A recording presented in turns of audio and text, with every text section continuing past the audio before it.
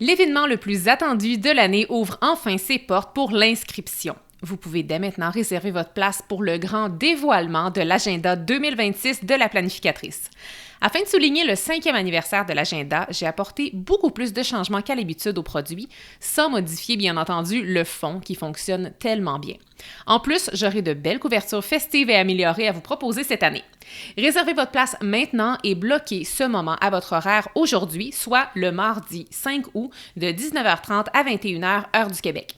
Cet événement, c'est pas seulement un dévoilement, c'est littéralement une mini-formation en privé avec moi où je vais vous enseigner comment j'utilise personnellement mon agenda et vous aurez également accès à des bonus exclusifs ainsi qu'à des rabais. Rejoignez-moi le 5 août prochain et inscrivez-vous maintenant parce que les places sont limitées.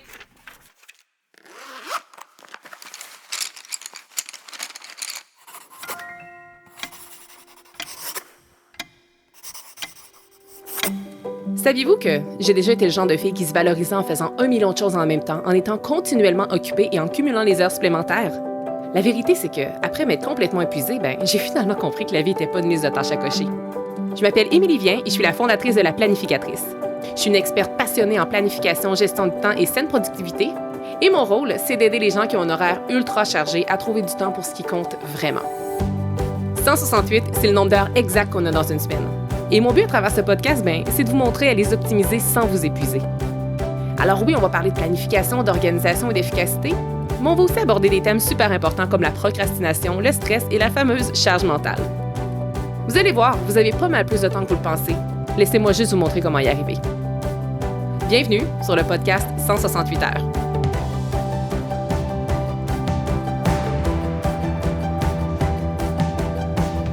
J'ai une question pour vous.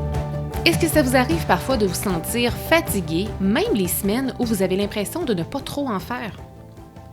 Et si cette fatigue-là ne venait pas de tout ce que vous faites, mais plutôt de tout ce que vous ne faites pas, mais que vous aimeriez accomplir?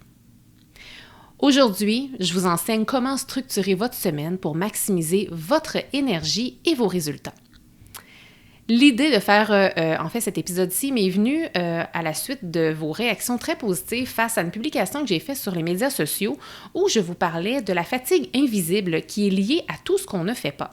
Parce que souvent, on va associer notre fatigue aux tâches, au trop-plein, au débordement, aux heures supplémentaires qu'on va faire, à toute la quantité de tâches qui nous pèsent soit sur les épaules ou qui nous pèsent sur notre to-do list. Mais il y a une fatigue souvent qui est très présente et on en parle très peu de cette fatigue-là, voire même jamais. Et c'est une fatigue qui est vraiment liée à toutes nos envies qui sont non réalisées. Les projets qu'on veut faire au fond de nous, mais qu'on remet toujours à plus tard, que ce soit à des mois plus tard ou voire même parfois à des années plus tard. Je fais aussi allusion à toutes ces activités-là qu'on le sait qui nous nourrissent, qui nous feraient du bien, on le sait qu'on en aurait besoin, mais on ne se donne pas la permission de le faire.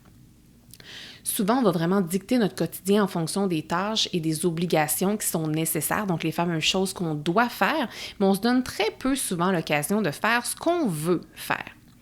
Donc, à travers l'épisode d'aujourd'hui, je vais vraiment vous amener à travers différentes réflexions qui vont être essentielles justement pour que vous parveniez à structurer votre semaine pour avoir plus d'énergie. Et quand on a plus d'énergie, on est aussi capable d'aller chercher plus de résultats.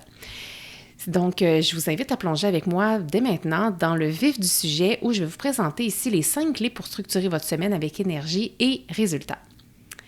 La première clé que je vais vous présenter, c'est un truc qui est de faire un audit sur ce qui vous énergise et ce qui vous draine. Donc, je ne sais pas si vous le savez, mais moi, lorsque j'ai des clientes qui débutent avec moi dans le programme Croissance, dans les premiers exercices qu'on fait ensemble, je leur demande de lister absolument toutes les tâches qu'elles ont à faire. Et je les invite ensuite à se questionner, à savoir c'est quoi les tâches qui les motivent et c'est quoi les tâches qui les démotivent. Donc, vous devez vous douter que mes clientes n'ont pas juste 16 tâches à faire dans leur quotidien, dans leur travail. Donc, on a vraiment une longue liste de tâches et je leur demande vraiment, pour chacune d'elles, d'aller lister celles qui les motivent et celles qui les démotivent. Donc, de votre côté, je vous invite à faire quelque chose de similaire. Parce que souvent, les tâches qu'on fait dans une semaine sur une durée de 7 jours ne sont pas nécessairement une représentation de toutes les tâches qu'on fait dans notre vie professionnelle au complet. Donc, moi, je vous invite à vraiment retourner voir votre horaire des 4 dernières semaines et noter qu'est-ce qui vous a motivé ou au contraire, qu'est-ce qui vous a drainé. Tant mieux si vous avez un accès peut-être à chacune des tâches que vous avez faites. Si c'est le cas, c'est peut-être parce que vous avez mon agenda où c'est vraiment possible de lister journée après journée chacune des tâches individuelles que vous faites pour chacune des journées. Sinon, si c'est plus abstrait, essayez de retourner voir les rendez-vous que vous aviez peut-être à votre horaire, même que ce soit peut-être dans votre horaire électronique. Et vraiment, là, allez identifier c'est quoi qui vous a motivé ou au contraire, c'est quoi qui vous a drainé. Donc, on va vraiment aller faire un audit sur ce qui nous énergise, et qu'est-ce qui va vraiment aller nous tirer notre énergie. Si vous voulez aussi faire un autre exercice d'introspection qui est vraiment lié à ça, l'épisode 25 sur le podcast en 68 heures est un épisode très intéressant pour ça parce que j'y partage justement une technique de journaling qui m'avait grandement aidé à identifier justement les tâches énergisantes des tâches drainantes. Donc, je vais mettre le lien dans le résumé du podcast si jamais vous voulez aller écouter cet épisode-ci. Donc, la première clé, vraiment faire un audit sur ce qui vous énergise et ce qui vous draine.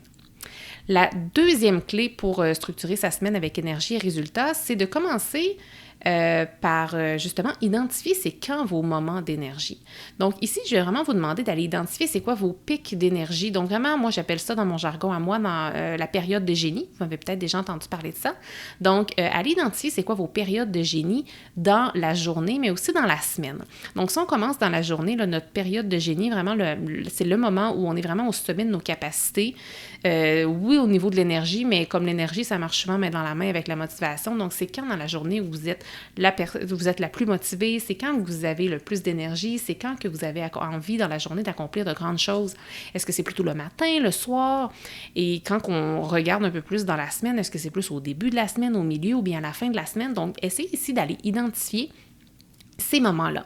Et si je vous ramène à votre période de génie dans le quotidien, bien que nous avons souvent des journées de travail qui sont, je vous dirais, généralement pour une personne moyenne d'à peu près 8 heures, c'est faux de penser qu'on est productif et productive pendant 8 heures et qu'on est au sommet de notre énergie, de notre concentration pendant 8 heures. Souvent, notre période de génie va être d'une durée de 2 heures. Si vous êtes chanceuse, ça va peut-être être une période de 3 heures.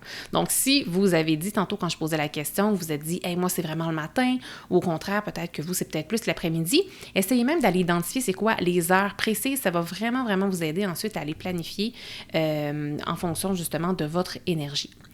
Ensuite de ça, une fois que c'est identifié, tant dans la journée que dans la semaine, moi, ce que je vous invite à faire, c'est d'aller placer les tâches qui sont importantes dans ces créneaux-là.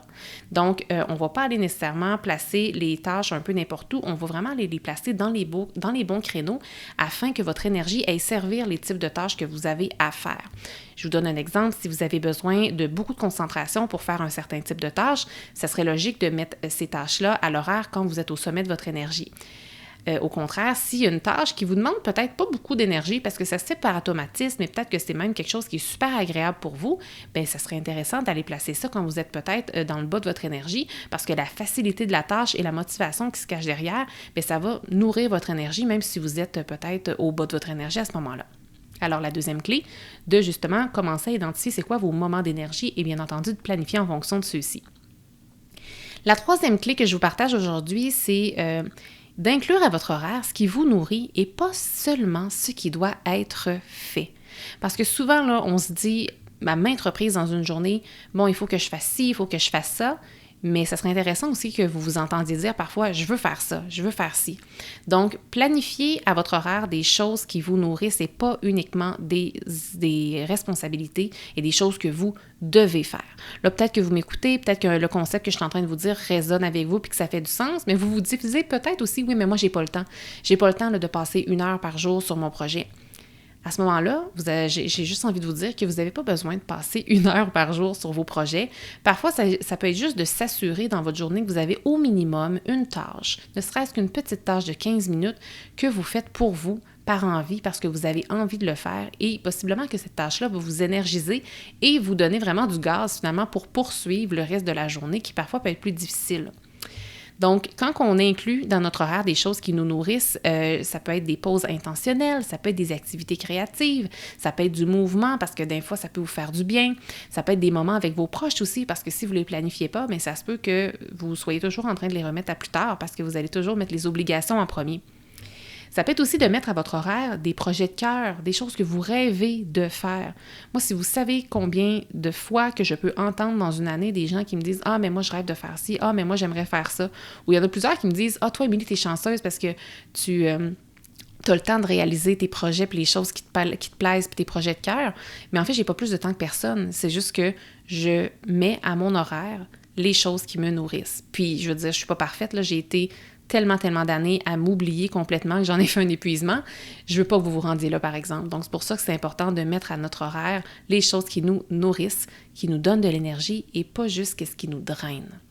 Puis justement, si vous faites bien le premier exercice, là, la clé numéro 1, si vous faites bien l'audit de ce qui vous énergise et ce qui vous draine, même que ça peut être intéressant, là, si vous faites l'audit des 4 dernières semaines, de mettre même des codes couleurs à votre agenda. Par exemple, vous pourriez mettre en vert qu'est-ce qui vous énergise, en rouge, couleur un petit peu agressante peut-être, là, mais mettons en rouge tout ce qui vous draine. Je serais super curieuse de voir votre agenda, à savoir est-ce qu'elle est davantage verte ou rouge. Et selon le code couleur que vous aurez utilisé et selon de quoi ça va avoir l'air après, ben laissez les couleurs vous parler, puis je pense que ça peut être super intéressant, voire même peut-être très percutant. Maintenant, je passe à la 4e clé, qui est de limiter les obligations par automatisme. Ce que je veux dire ici, c'est que faut faire un tri des tâches qui sont récurrentes. Parce que souvent, on fait les tâches qui sont récurrentes sans se poser de questions. Mais moi, je vous invite ici à vous poser une question très importante qui est celle-ci. Lesquelles de mes tâches ne sont plus utiles? Parce que oui, vous avez le droit de les supprimer de votre to-do list si elles ne sont plus utiles, si elles ne sont plus d'actualité, si c'est quelque chose que vous vous rendez compte que vous n'avez plus besoin de faire. Et si vous ne vous posez pas cette question-là, ça se peut que vous continuiez semaine après semaine, mois après mois, année après année, à continuer de faire des tâches qui peut-être pourraient être soit éliminées ou des fois qu'elles pourraient peut-être être automatisées. Donc, vraiment, je vous invite ici à limiter les obligations comme ça que vous faites par automatisme sans les remettre en question. Et je vous invite aussi à dire non à qu'est-ce qui ne contribue pas à votre vision. Et encore, faut-il avoir une vision ici pour être capable de faire cette action-là, mais souvent, on va comme juste faire des tâches, puis on va comme s'en aller dans une direction, parce que c'est dans la direction dans laquelle on est engagé. Mais questionnez-vous à savoir si la direction dans laquelle vous êtes engagé, si elle va vous amener où vous avez vraiment envie d'aller. Et si vous ne vous posez pas cette question-là, bien, vous allez juste toujours continuer en ligne droite, mais vous n'allez pas nécessairement arriver où vous aimeriez aller. Puis là, peut-être que vous vous dites, oui, mais moi, je suis employée, j'ai pas le contrôle sur les tâches que je dois faire, j'ai des tâches obligatoires que je dois faire, puis c'est pas nécessairement aligné avec ma vision. Mais j'ai envie de vous challenger ici, puis de vous dire en fait que vous pouvez toujours remettre en question les tâches qu'on vous assigne, puis en plus de ça, souvent, qu'est-ce qu'on va faire, c'est qu'on va souvent accepter un paquet de tâches qui ne sont même pas liées à notre poste pour lequel on a été embauché. Après ça, si votre poste professionnel n'est pas aligné avec votre vision, ben ça, c'est peut-être une autre discussion, mais souvent, avec les années, on va juste accepter un paquet de tâches qui n'ont même pas rapport avec notre travail ou qui devraient peut-être être fait par quelqu'un d'autre. D'où la remise en question ici qui peut être intéressante et importante. Puis, je fais un parallèle pour les gens qui sont employés, mais même pour les gens qui sont entrepreneurs, souvent, on va comme un peu tomber dans la genre de croyance limitante que il faut que je fasse ci, j'ai pas le choix de faire ça, quand on est à notre compte, il faut faire ci, il faut faire ça. Puis ce qui fait qu'à un moment donné, on va se réveiller, on va se lever la tête, puis on va se rendre compte qu'on n'est vraiment pas où on veut aller. Alors vraiment, là, votre vision, puis ça, je pense qu'il faudrait vraiment que je fasse un épisode complet sur le thème. C'est super important de la clarifier, parce qu'une fois qu'elle est clarifiée, bien là, vous pouvez poser des actions et planifier des choses à votre horaire qui sont alignées avec celle-ci, afin de vous assurer de vous réveiller dans 1 an, dans 5 ans, dans 10 ans, exactement où vous avez envie d'être et pas d'arriver juste n'importe où. Maintenant, je vous amène à la 5e clé, justement, pour parvenir à structurer sa semaine avec énergie et résultats. La 5e clé, c'est de prendre un moment chaque semaine pour se demander la question suivante, qui est fort simple. Posez-vous la question à savoir, est-ce que mon horaire ressemble à la vie que je veux vraiment? Prenez là chaque semaine un 5 à 10 minutes pour écrire là-dessus et répondre à cette question-là. Et donnez-vous la peine de répondre à cette question-là à toutes les semaines. Parce que peut-être que vous allez vous dire, oui, mais j'ai répondu il y a quelques mois, je n'ai pas besoin d'y répondre. Oui, répondez-y encore une fois parce que c'est justement la récurrence des réponses. En fait, la récurrence de la nature des réponses qui va vous donner la réelle réponse, en fait. Parce que si, pendant une semaine, vous répondez à la question « Non, mon horaire n'a vraiment pas ressemblé à la vie que je veux vraiment », ça ne veut pas dire que vous êtes dans le champ. C'est peut-être de se dire « Oh, OK, qu'est-ce que je peux faire la semaine d'après pour aligner mon horaire afin que ça m'énergise davantage? » Parce que moi, bien que je vous enseigne à bien planifier le tout, que je vous enseigne à être aligné avec votre vision et que je juge que je suis une personne qui planifie de façon très, très alignée avec son ambition et avec sa vision, c'est faux là, de penser que chacune de mes semaines est parfaitement idéale et qu'elle ressemble parfaitement à la vie que je veux vraiment. Donc, c'est ça ici qui fait que c'est important de se poser cette question-là sur une base hebdomadaire. Et puis, justement, si une fois de temps en temps, vous répondez non à la question, bien OK, c'est intéressant, vous pouvez rectifier le tir. Et si vous répondez non tout le temps à cette question-là, bien là, c'est peut-être justement de se dire, oh, OK, j'ai peut-être des changements importants maintenant à apporter à mon quotidien pour justement avoir plus d'énergie et plus de résultats. Et je ne l'ai pas dit d'entrée de jeu dans l'épisode, mais je n'ai pas parlé du mot « résultat », mais le mot « résultat », ça peut dire plein de choses. Mais les résultats que je veux que vous ayez, en fait, c'est des résultats qui vont être importants pour vous, pas importants pour les autres. Je veux vraiment que vous ayez l'impression d'avancer, que vous soyez satisfait, satisfaite et que vous soyez, c'est ça, accompli là-dedans. Parce que des résultats, là, ça peut être des chiffres, ça peut être un peu n'importe quoi, ça peut être une quantité de tâches qu'on coche, mais ça, au final, ça ne fait pas de sens pour nous, puis que ça n'a pas d'importance intrinsèque pour nous. Je trouve que ce n'est pas des résultats qui ont une très grande valeur, en fait. Maintenant, je veux juste vous rappeler quelles sont les 5 clés pour structurer votre semaine pour un maximum d'énergie et de résultats. La première clé, c'est de faire un audit sur ce qui vous énergise et ce qui vous draine. La deuxième clé, c'est de commencer par identifier vos moments d'énergie et d'ainsi planifier en connaissance de cause. La troisième clé, c'est d'inclure ce qui vous nourrit à votre horaire et pas uniquement ce qui doit être fait. La quatrième clé, c'est de limiter les obligations par automatisme, tout simplement. Et la cinquième clé, c'est de faire une révision hebdomadaire et de vous poser la question, est-ce que mon horaire ressemble à la vie que je veux vraiment? Maintenant que vous avez les 5 clés en main pour vraiment arriver à planifier pour un maximum d'énergie et de résultats dans vos semaines, qu'est-ce que j'ai envie de vous dire ici? Si vous ne m'avez pas vu venir, c'est que vous avez besoin d'un agenda. Qu'il soit électronique ou papier, c'est vraiment la clé. La base de la gestion du temps, je trouve que ça repose sur un outil qui est tellement simple et c'est un agenda. Si jamais vous ne le saviez pas, je vous l'annonce en primeur, sinon je vous le rappelle avec beaucoup de bonheur. Je suis la créatrice d'un agenda imprimé très populaire et j'en suis à ma 5e édition. Donc, l'agenda 2026 de la planificatrice sort cette semaine et j'aimerais vraiment beaucoup vous le présenter et justement vous le présenter en exclusivité. Alors, tout dépendant, c'est quand vous allez écouter cet épisode-ci, sachez que le grand dévoilement de l'agenda de la planificatrice, la 5e édition, va être disponible en fait en ligne le 5 août en soirée de 19h30 à 21h heure du Québec. Il reste encore quelques places, donc on va fermer les portes de l'inscription autour de la fin de journée le 5 août, donc vous pouvez vous inscrire. Le lien d'inscription est dans les show notes, dans le résumé de l'épisode. Je vous invite vraiment à vous inscrire si vous voulez justement avoir accès à vraiment une mini-formation gratuite sur la planification. Je vous explique vraiment comment moi j'utilise mon agenda personnellement. Si jamais vous voulez continuer d'utiliser votre propre agenda, là, que ce soit un agenda papier qui est un autre que le mien ou bien votre agenda électronique, je pense que ça peut être super intéressant de quand même venir à l'événement.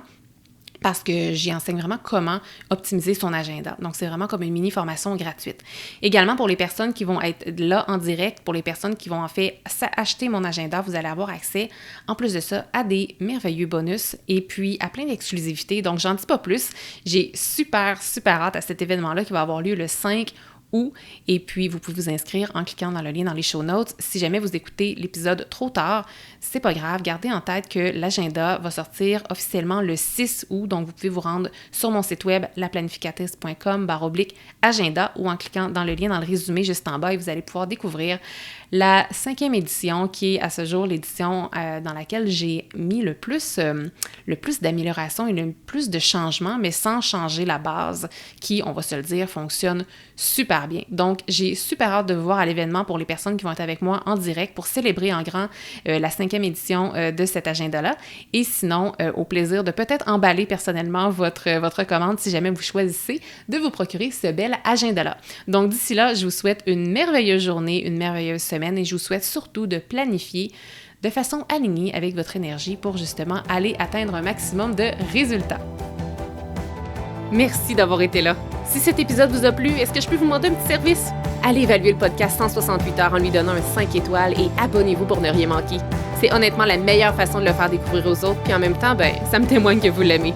J'ai déjà hâte qu'on se retrouve et d'ici là, assurez-vous de profiter pleinement des 168 heures de votre semaine. À bientôt!